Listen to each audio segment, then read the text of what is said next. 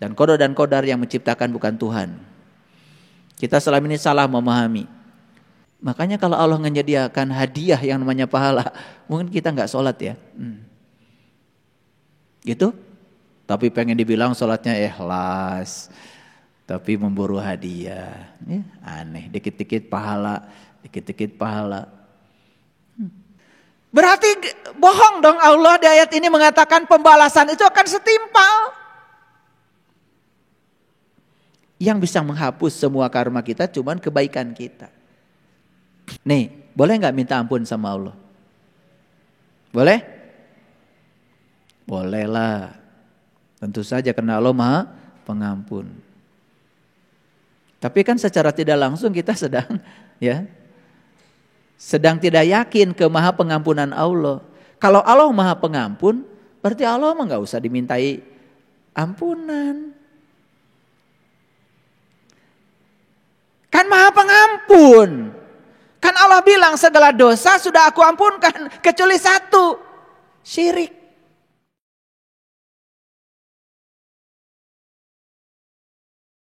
Beriman kepada hari kiamat itu aja hancurnya alam semesta.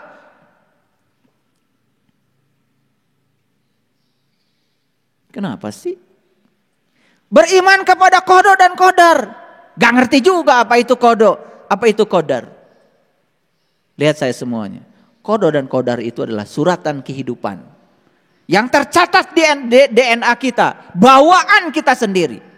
Itu qada dan qadar. Makanya kita datang ke semesta ini sudah membawa qada dan qadar. Apa itu? Data karma yang kita bawa dari kehidupan yang kita ciptakan sendiri. Urai semua itu. Itulah qada dan qadar. Dan qada dan qadar yang menciptakan bukan Tuhan. Kita selama ini salah memahami. Da saya mah ku Allah ge tos dienas cenah. Calon jelema sangsara atos we abdi mah sakieu. Pengen punya Allah model gitu. Cing atuh ngaji teh kamajuan seutik. Saya dari kecil ya ketika bapak saya aja bilang begitu. Pokoknya nasib kamu sudah ditentukan oleh Allah. Teu percaya abdi mah Pak. Eta mah Allah Bapak. Saya punya keyakinan Allah saya tidak begitu. Saya yakin Allah saya menyediakan harta yang sama untuk semua orang. Menyediakan kebahagiaan yang sama buat semua orang. Menyediakan surga yang sama buat semua orang. Tidak ada yang ini ahli surga, yang ahli neraka. Yang menentukan bukan Allah, yang menentukan kita sendiri. Jadi harus ingat, data karma yang kita bawa di tubuh kita, di kehidupan sekarang, kita sendiri yang menciptakan data karma itu. Tersimpan dalam DNA kita, rapat-rapat. Itulah rekaman data kita dan kita bawa ke sini. Maka hidup kita tidak akan jauh dari rekaman data yang ada di situ.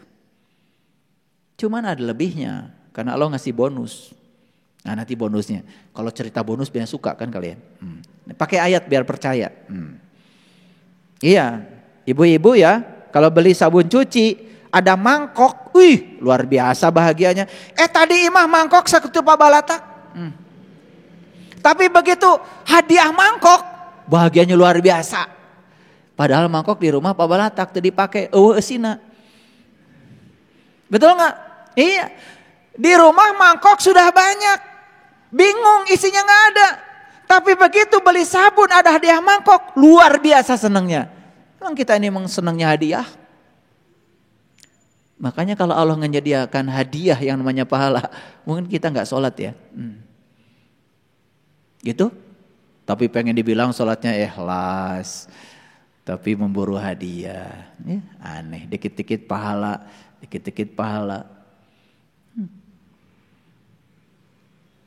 Para dermawan banyak bulan Ramadan. Karena banyak yang ngasih tahu, katanya di bulan ini kebaikan dikalikan berapa, saya nggak tahu tuh. Wah semua berlomba-lomba, eureun we Ramadan, nyian kahadean. Kumaha. Baca ayat ini, lihat. Dan untuk orang-orang yang tertutup apa artinya? Menolak, tidak bisa menerima kenyataan. Disediakan minum air yang panas. Makanya untuk mereka yang tertutup selalu gerah, selalu panas. Itulah neraka yang diciptakan oleh kita sendiri karena penolakan kita. Saya bilang tadi, tidak ada orang yang menderita karena kenyataan hidup. Semua penderitaan karena menolak kenyataan hidup. Kenapa menolak? Tertutup kita, nutup diri, tidak mau menerima. Padahal itu adalah undangan kita. Tersopan kan? Kita yang mengundang, kita yang menutup pintu untuk datangnya undangan kita. Sopan apa tidak? Sopan apa tidak? Suka melakukan itu apa tidak? Berarti sekalian suka melakukan yang tidak sopan. Kenlah, terjebak sendiri. Ini pendekatan kajian ini namanya discovery learning. Jadi Anda menumbuhkan kebenaran dari diri Anda sendiri. Kenapa saya kadang-kadang tanya gini? Supaya kita menemukan kebenaran bukan dari orang. Menemukan kebenaran dari diri sendiri. Itu pembelajaran yang keren. Oke, lanjutkan. Jadi untuk yang tertutup akan disediakan apa? Minuman air panas. Azab yang pedih disebabkan ketertutupan mereka. Jadi orang yang masih menolak, terutama kontradiksi yang terjadi dalam hidupnya, siap-siap aja menderita. Itu namanya pengecut. Baik, saya lanjutkan dulu. Tadi saya mau cerita apa? Bonus ya. Nah, karena kalian suka bonus, maka saya cerita bonus dulu nih. Agak loncat dulu. Barang siapa yang datang membawa amal baik, datang ke mana? Datang ke mana? Datang lagi ke sini. Kan tadi di ayat tadi dikatakan, aku akan mengulangi penciptaanku supaya aku akan memberikan pembalasan. Jadi pembalasan bukan dari Allah, dari diri kita sendiri. Balasan kan ada dua. Karena apa? Sebabnya ada dua. Ada sebab baik, balasan baik. Nah, sebab buruk, balasan buruk. Ini supaya ngerti hari pembalasan itu kapan. Karena selama ini kita terdogma. Hari pembalasan itu engke deui. Ayeuna. Coba kalau punya utang, gak dicicil. Kaget gak? Hebat Allah. Silakan dikredit kata Allah. Cicil ta ayeuna. Cicilan kita akan sehat, cicilan kita akan lunas kalau apa? Begitu ada tagihan dibayar. Ngerti? Ngerti apa tidak? Begitu ada kejadian, ada orang nyakitin kita. Tagihan bukan itu? Bayar. Gimana cara bayarnya? Terima, saya sadar kalau ini adalah buah saya. Mungkin saya pernah menyakiti dia di kehidupan yang dulu. Tapi kebanyakan begitu si penagih datang, kita bikin utang baru. Karena begitu ada orang nyakitin kita, keheula. Langsung menyakiti orang lagi, hutang lama tidak terbayar, hutang baru diciptakan kembali. Duh, bodoh banget ya manusia. Nah kalau sudah dapat penjelasan dari saya kayak gini, masih gak ngerti-ngerti juga. Gak tahulah saya harus ngajarnya kayak gimana. Makanya saya sering bilang sama mahasiswa, jelas gak penjelasan saya? Jelas Pak. Atau terlalu jelas? Karena terlalu jelas itu jadi tidak jelas. Coba melihat bintang siang hari, kan terlalu jelas. Kelihatan gak bintang? Nah itu bahayanya terlalu jelas begitu. Maka saya kalau menjelaskan hanya sampai jelas. Saya tidak pernah menjelaskan terlalu jelas. Karena terlalu jelas jadi tidak jelas. Ayo kita bicara bonus sekarang. Barang siapa yang datang membawa amal baik, datang ke mana? Datang lagi ke sini, mengulangi kehidupan, tetapi dia membawa amal baik. Karma baik yang dia bawa. Maka baginya kebaikan 10 kali. Bonus bukan? Bonus bukan?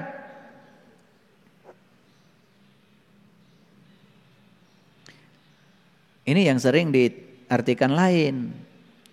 Siapa yang membaca 1 huruf dapat 10 kebaikan gitu. Dihitung tuh, Quran ada berapa huruf? Ada itu yang rajin ngitung huruf Quran. 30 juta sekian huruf. Kaliikeun 10. Luar biasa. Cek Allah teh maneh hitungan. Cek Allah temen kita mau winger ngitung. Lihat saya semuanya. Barang siapa yang datang membawa amal baik, maka baginya kebaikan 10 kali. Dan barang siapa yang datang membawa perbuatan jahat, maka dia tidak diberi pembalasan, melainkan seimbang dengan kejahatan. Luar biasa bonusnya. Kalau kebaikan dikali 10, kejahatan dikali 1. Keren gak? Nah sudah kayak gitu, dari Allah kita masih nolak juga. Kebaikan sudah dikali 10, kejahatan dikali 1. Tidak dikurang sedikit pun. Tidak ditambah sedikit pun, dikali 1. Jadi semua karma buruk yang sedang kita terima itu pengalinya 1. Hebat gak Allah? Bonus bukan itu? Tapi kalau bikin kebaikan dikali 10. Jadi kalau ingin dapat diskon karma, sederhana. Perbanyak saja kebaikan. Tuh rumusnya sederhana. Jadi saya kalau mau ngasih rumus pakai dalil dulu. Kalau nggak pakai dalil biasanya nggak terima. Bonus bukan ini. Makanya semua agama, semua tradisi sama ujung-ujungnya. Kalau ingin berkurang ada diskon karma, perbanyak saja kebaikan. Di mana memperbanyak kebaikan? Kapan? Pintar kalian tuh kalau ngejawab. Sekarang ditanyain keadaan masih mikir kene. Itu keun cenah. Karasaan. Ya sekarang. Pertanyaannya tadi kalian bangun pagi punya rencana apa tentang hari ini? Mau bikin kebaikan apa hari ini? Mau bikin sejarah apa hari ini?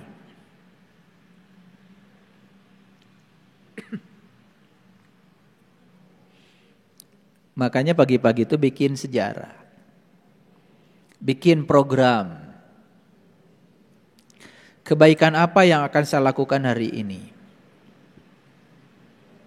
Saya akan membagikan uang 5 ribuan sama orang yang minta-minta di jalan. Siapkan duitnya 5 ribuan, lain 100-an.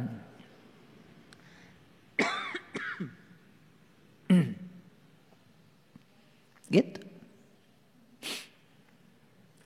Pertanyaan saya, jawab sederhana aja. Para sahabat, sekarang. Para sahabat punya kemampuan gak melakukan kebaikan sekarang? Tenaga? Kesehatan? Harta?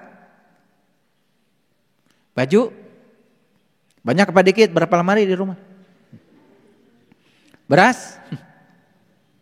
Loit aya. Bro di juru, bro di panto. Ya. Sawah ge satungtung deuleu. Nu mana tuh nutuk adeuleu.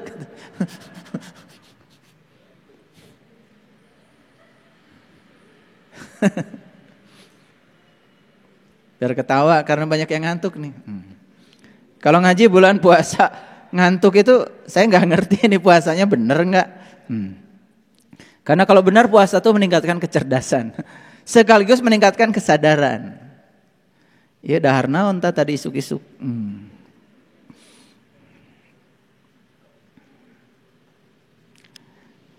Ini rumus benar nggak bonus? Kalau kita datang ke sini bawa kebaikan yang kita bawa ke sini. Jadi kalau dulu ngasih makan 1 orang di kehidupan yang dulu, di kehidupan sekarang kita akan dikasih makan oleh 10 orang.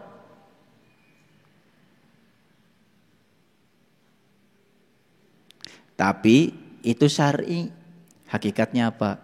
10 itu kan 1 dan 0. Kalau 1 dibagi 0 itu tak berhingga. Makanya lupakan angka 10. Datang saja kamu ke sini dengan 0. Kalau berbuat kebaikan 0 saja. 1 dibagi 0 tak terbatas. Buat apa 10 kali? Buat apa 10 kali? Ini tertarik dari tadi ya kalian dengan bonus 10 kali. Saya tidak tertarik. Saya tertariknya bonusnya tanpa batas. Makanya saya tidak pernah mengalihkan dengan 10. Saya bagi semua tindakan saya dengan 0. Apapun yang saya lakukan dibagi 0, tak terbatas. Ngasih kosong saja, jangan minta balasan. Berbuat baik kosong saja, jangan minta balasan. Apalagi dikali 10, buat apa? Ada kan yang ngitungin, kalau kamu hari ini katanya sedekahnya Avanza, besok jadi Alphard, buat apa?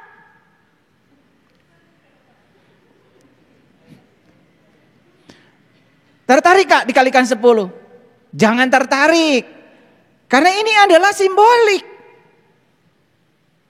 Ini bukan matematika. Matematika kita ya 1 kali 10 ya 10. Matematika Allah tidak begitu. Matematika Allah itu tanpa batas. Matematika Allah itu adalah 1 dibagi 0, tak terhingga. Makanya di Quran surat Al-Fajr, wal fajr walayalin asyr wasyafi wal matr. Kalau kamu sudah fajar, sudah sadar, kamu akan masuk asyr. Asyr itu 10. Maka di surat Al-Fajr ada kata 10. 10 itu artinya 1 dan 0. Dan 1 dan 0 itu adalah angka biner. Dan semua teknologi informasi sekarang didominasi oleh angka biner. 1 dan 0. Kalian hidupkan HP, itu 1. Kalian matikan HP, itu 0. Kok HP sudah dimatikan, malah tidak mati-mati? Itu konslet. Kalau yang benar itu 1 dan 0. Kalau HP, kalau kamu kirim gambar ke temanmu, klik, nggak akan salah. Pasti terkirim ke teman. Itu 1. Kalau nggak mau ngirim ya itu 0. Jadi dunia teknologi cuman 1 dan 0. Maka disebutnya angka biner. Itu angka digital namanya. Nah itu adalah angka spiritual. Karena 1 dan 0 itu adalah la ilaha illallah. La ilaha itu 0. Illallah 1. Yang mana yang bukan Allah? Semua juga Allah. Oh, tambah keren lagi. Kalau ngerti keren. Kalau tahu cara mengaplikasikan 1 dan 0 keren.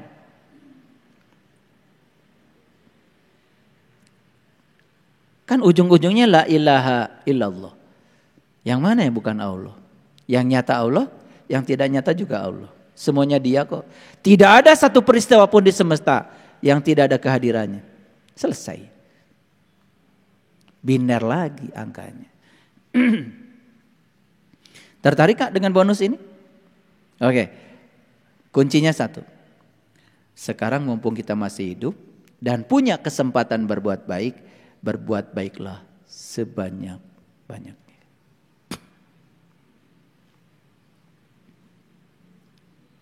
Bagaimana kita bisa menolong orang yang butuh kalau yang mau kita tolongkan pada dia tidak kita miliki?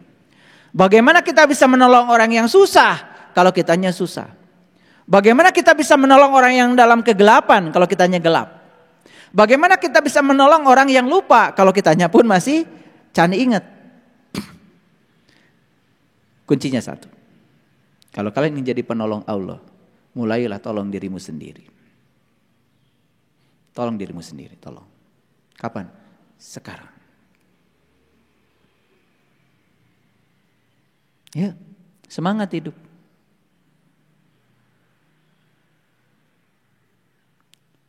Kalau hari ini saya diberi orang, besok saya harus ngasih orang. Jangan ada di zona nyaman. Hari ini saya ditolong orang, besok saya harus kembalikan pertolongan orang dengan cara saya menolong orang. Gitu. Banyak sekali yang mendidik orang dengan cara yang salah.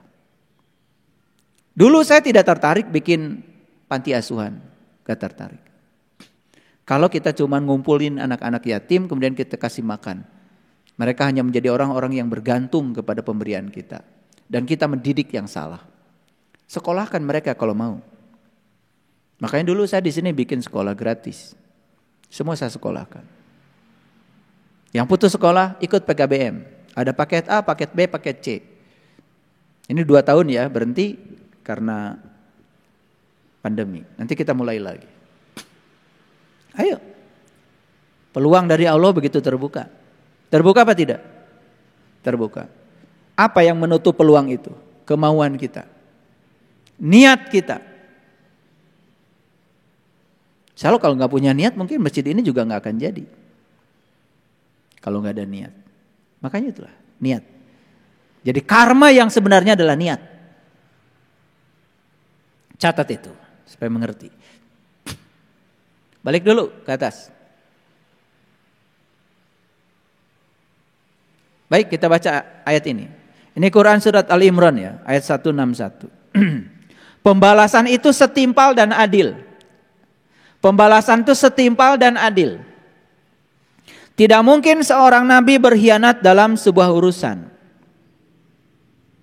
Gak mungkin seorang nabi berkhianat dalam sebuah urusan. Nabi itu orang yang dapat ilmu untuk dirinya sendiri. Jadi nabi itu orang yang sudah dapat ilmu, yang sudah dapat berita besar. Barang siapa berkhianat dalam sebuah urusan, maka pada hari kebangkitan, ketika dia dihidupkan kembali, nih hari kebangkitan itu ketika dia dihidupkan kembali, berarti setelah diulang kehidupannya, ia akan datang membawa apa yang dikhianatkannya itu. Jadi kalau orang sekarang datang ke kehidupan ini membawa yang dikhianatkan oleh dia, ya dia akan dapat balasan dari yang dikhianatkannya itu. Jadi kalau sekarang dikhianati, lihat saya semuanya, kita dikhianati oleh siapapun di kehidupan yang sekarang, tapi terima. Berarti Anda pernah berkhianat pada orang itu di kehidupan yang dulu. Karena ayat ini mengatakan, ia akan datang membawa apa yang dikhianatkannya itu. Kemudian tiap-tiap diri akan diberi pembalasan tentang apa yang dikerjakan dengan setimpal. Tahu setimpal? Ya saya bilang tadi, kalau kita nyubit di kehidupan ini, kita juga akan dicubit di kehidupan ini. Sakit yang ditimbulkannya tidak akan dikurangi. Dan saya kasih tahu, tidak ada konsep penghapusan dosa. Yang ada tuh pengampunan dosa. Apa bedanya? Pengampunan dosa itu ya balasannya disegerakan. Jadi kalau kalian minta ampun sama Allah, ya Allah ampunilah segala kesalahanku. Siap-siap. Dan selama ini konsep kita di otak kita, begitu sudah minta ampun sama Allah, langsung dihapus gitu pakai tipek. Berarti bohong dong, Allah di ayat ini mengatakan pembalasan itu akan setimpal. Yang bisa menghapus semua karma kita cuman kebaikan kita.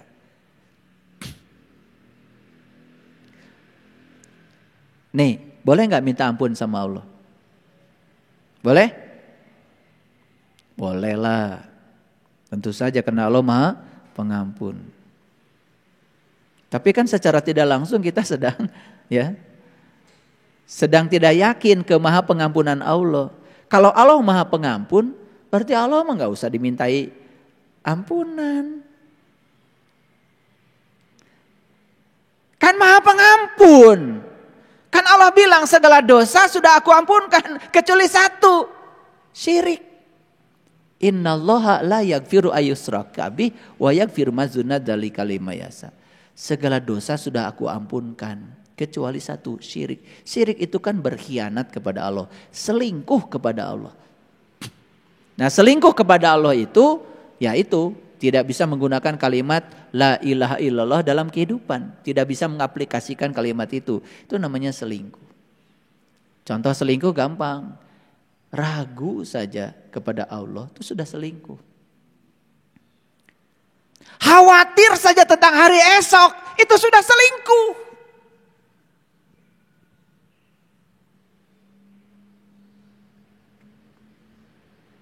Paham?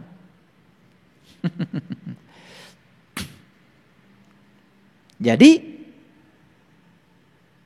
tiap-tiap diri akan diberi pembalasan yang setimpal. Tidak ada penghapusan dosa, yang ada pengampunan dosa. Ketika kita minta ampun kepada Allah, paling juga kata Allah, loh, yang bikin kesalahan kamu.